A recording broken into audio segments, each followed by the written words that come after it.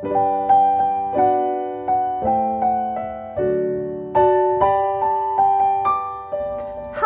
friends, welcome to the 12 Projects of Christmas 2025. We are on project number 5, and I just want to make mention really quickly that every year I take the paper pumpkin kit alternate project that I create and use it as one of the 12 projects of Christmas. So that's what we've got going on today, and I think you're going to like it. But wait, if you don't have this paper pumpkin kit from October 2025, don't worry. This fun fold can be universal for any occasion, and it is wild. It is a wild and crazy card, and I want you to join in the fun. So if you don't have the kit, don't worry. You can use whatever products you want on this. You're going to love it.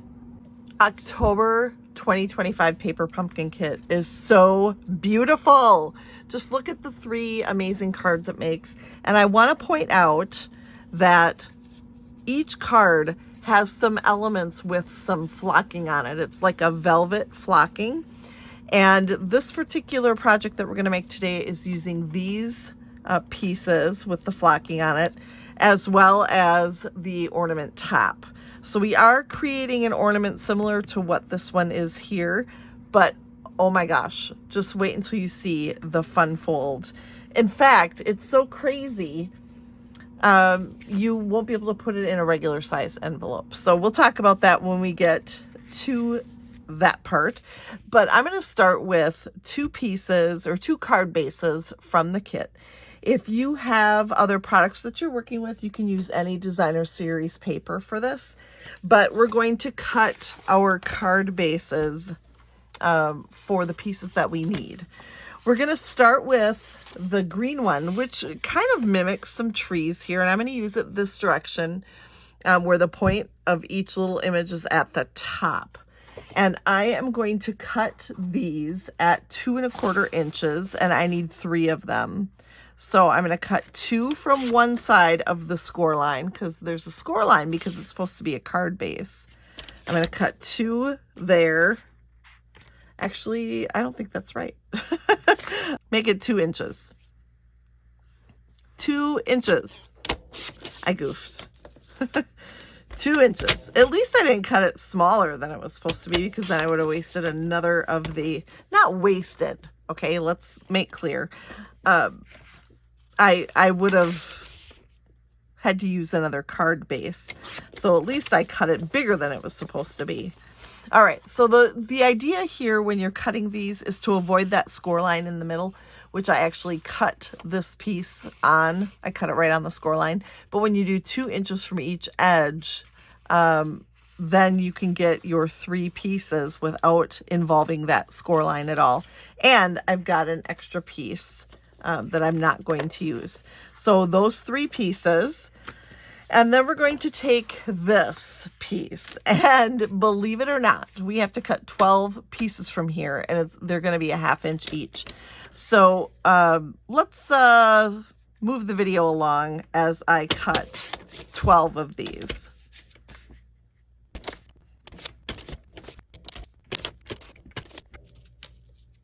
Oops, I cut on the score line, so I'm going to toss that one. Okay, now that we've got all of those pieces, I don't think we need our trimmer anymore. So I'm going to put that aside. And if we need it, I'll keep it handy just in case. And then I can get back to it really easily. Then we're going to bring in some other pieces that I've cut. So I cut these with you, but I cut these in advance. So let me tell you what these are. These skinny ones are basic beige 2-tone cardstock. It's nice to use a 2-tone cardstock when you're doing layers because it helps it to be less bulky. And so now I've got 12 of these to go with these 12, and we're going to adhere these to these.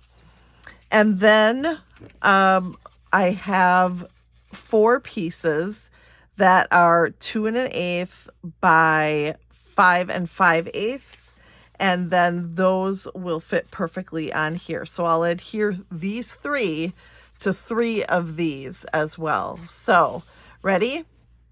Whew, that was seriously a lot of work. But now that we've got them done, we can set those aside. So it's 12 of these strips, 3 of these, and then 1 extra layer there. We're going to grab some extra paper that I have cut and prepared in advance. So these 2 pieces right here are 11 inches by 6 inches, and you score them at 1, 3.5, 6, 7, 8, 9, 10. So it is lots of scoring involved in this, and we are actually going to fold them all the same, those skinny pieces all the same direction, and that the middle one we're just going to pop like that. Okay, so next up we are going to take 2 sections over here on the left and fold those down. Now there are a couple different ways that you can go about this. You can use the tear and tape from the kit, or I do like to use the liquid glue, but I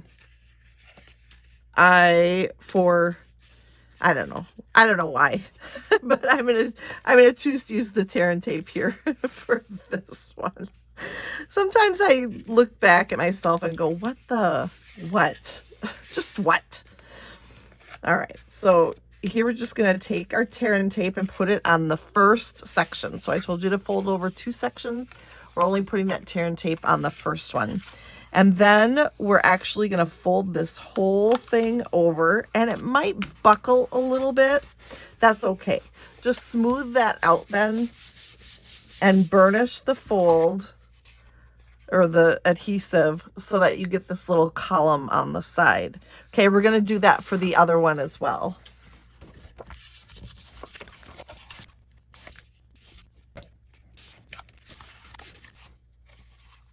Next, we're going to take 2 more pieces here. This time, these measure 5 by 6 inches, and they're scored at 1, 2, 3, and 4. And those are also all going to be folded the same direction. We're going to fold 2 sides down. We're going to add our tear and tape or liquid glue, whatever the spirit moves you to use. I don't know why the spirit moved me to use this, but I did, or it did. So this is where we are. Okay, then same exact thing. We're going to create 2 separate columns now. And like I said, if it buckles, let it. Just push it and flatten it out. And then when you pop it up, it's one of those hollow columns. So we're going to do the same thing here.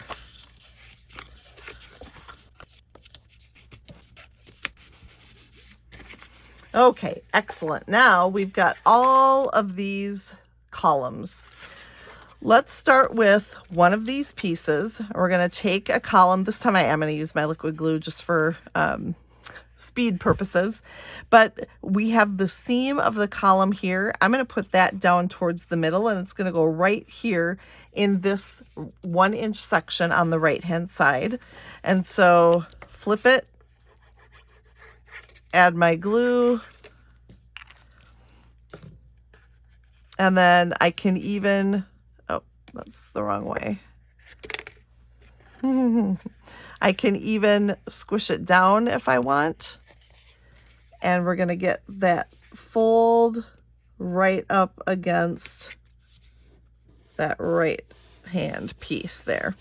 So when all is said and done, we've got 2 columns now, 1 on each end. We're going to do the same thing to this piece. Find the seam right here, and I'm going to put my adhesive here and layer this here. So here's the seam, and away we go.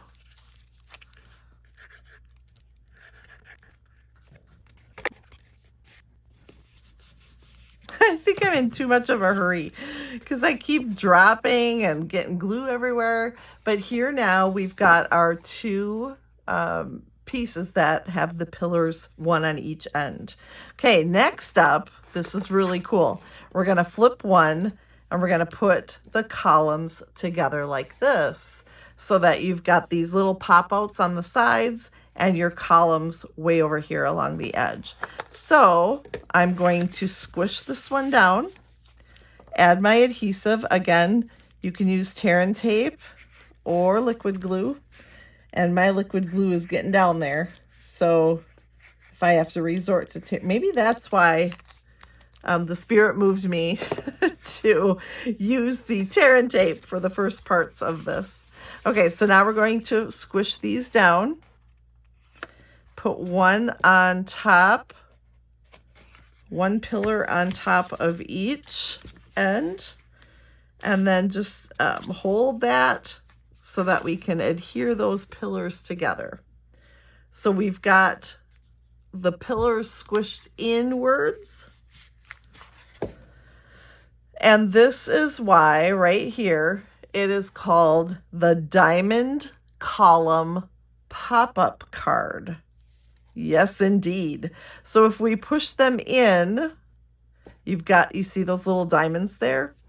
In order to get them into an envelope, you will need to use a 6x9. And when you put it in a 6x9 envelope, you can actually pull these columns out, and it fits perfectly. Actually, it fits best in a 6.5 by 9.5, which it requires a little more postage, but it's totally worth it. Or you can obviously do this particular card as an in-person card. It's something that you can give to somebody when you see them instead. But if you pull those columns out, 6.5 by 9.5 is a great size envelope. All right, so next up we're going to decorate these sections, starting with these pieces right here. So as you may have guessed, these are going to go in here like that. So let's get those put into place, and then I'll tell you what comes next.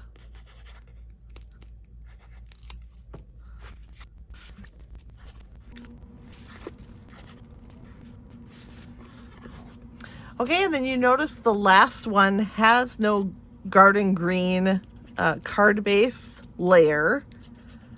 That is because this is where we are going to do the writing, and in this case, stamping a little sentiment, which I should have done before I adhered it, but whatever. And so I'm going to take my garden green ink to coordinate with the garden green card base, and I am going to stamp Deck the Halls, and this is a stamp from the Paper Pumpkin Kit, and you can choose to stamp something else there if you wish. And then you can use other stamps to embellish or coordinate, or embellishments to add, whatever you'd like to do there. But now I'm going to flip it back to the front, and we are going to decorate our pillars next. So 3 of these strips are needed for each pillar, and that is why we needed 12 of them. So let me put those on next.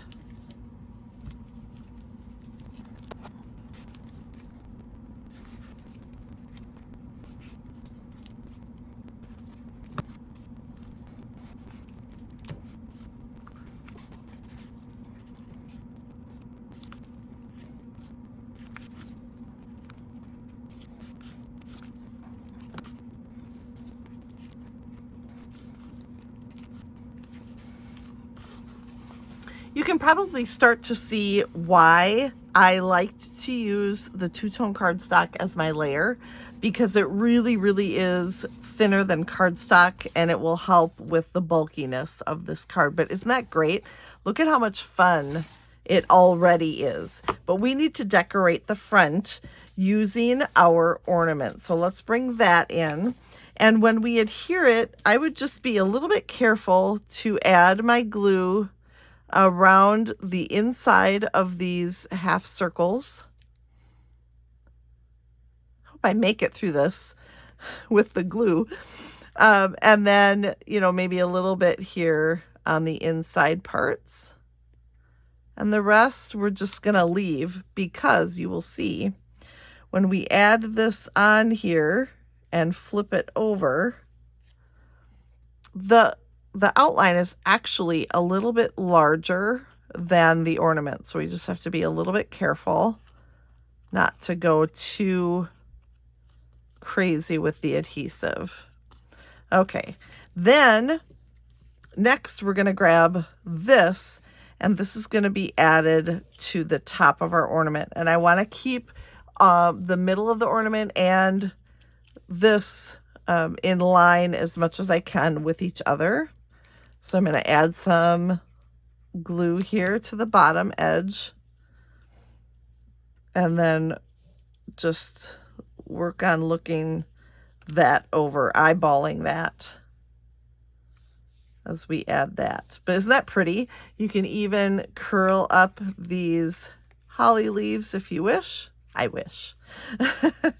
And then we're going to make a little mechanism on which it can stand, because, you know, when this sticks out like this, it's hard to adhere it just to a skinny piece of the card. So we're going to make a mechanism using the leftover piece of basic beige card base. Nope, other one. Sorry. And we're going to make a 1 by 3 inch piece here.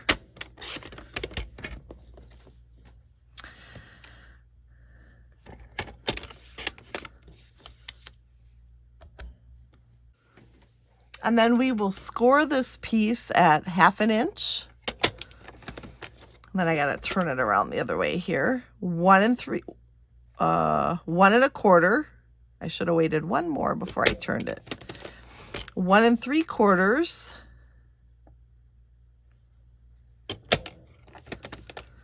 And 2 1/2. Okay, so now we've made this little mechanism. So it looks something like this. So when you get it layered onto your card, you're going to have this sticking out here onto which you can layer your ornament. So before we do that though, I am going to grab this one more time, and I am going to cut this at 2 1/8, and then turn it and cut a 1/2 inch piece. So this is 1/2 by 2 1/8. And the reason I did that is because I forgot I wanted to add a little decoration to the back. So I'm just going to flip that over. Hopefully we can get enough glue. Yes. Okay. And then we're just going to add that to the bottom just to jazz it up a little bit, because we have that extra paper. Now let's go back to the front. Okay, now we're going to take our mechanism and these 1/2 inch sections right here, get the glue on the outside, and we are going to flatten. And when we, I'm going to want it centered. And we want the score line down the middle centered with the middle of this middle section. So hopefully you can see that, but I do want to have my mechanism halfway between the top and the bottom. And I did get a little glue here, but we'll be able to clean that up just fine after it dries with my little white eraser. That's my favorite thing. All right, so now when we bend the card, our mechanism will stay flat on the front here, which is where we want to put our ornament. So adding adhesive along that flat front, hopefully. Okay, then we're going to line up this piece with the score line. So then we know it is centered, and we're going to put that up so that it hits the top of the card. And I'll just hold this in place and get that liquid glue to adhere. And then I'm also going to take just a little bit of glue right here at the top and adhere down the top of our ornament. That way it's not just hanging in mid-air. But there we go, friends. That is the card base. Then we're going to take a piece of our Real Red shimmer ribbon. It is so pretty. And we're just going to tie a little knot. And you do have to finesse it a little bit because only one side is shimmery. So we need to make sure that's the side that is facing out. Then we'll add a mini glue dot to finish it off. Okay, so add a mini glue dot, put it at the top here. And of course, in the kit, we have those red sequins. You can certainly add those to jazz it up a little bit more, but man, oh man, is that a fun card. The diamond column pop-up card. So here's the pop-up in the front, and the diamond columns are on the sides. So you can either display it with the diamonds taking shape on the sides, like that, or you can pull those diamonds back to create just 4 more square columns. But really fun card to send, and even better to display. That was super fun. So I hope you enjoyed project number 5. It's a little crazy, like I said at the beginning, but so much fun. Thank you for joining me for this project, and I will see you again very, very soon for project number 6.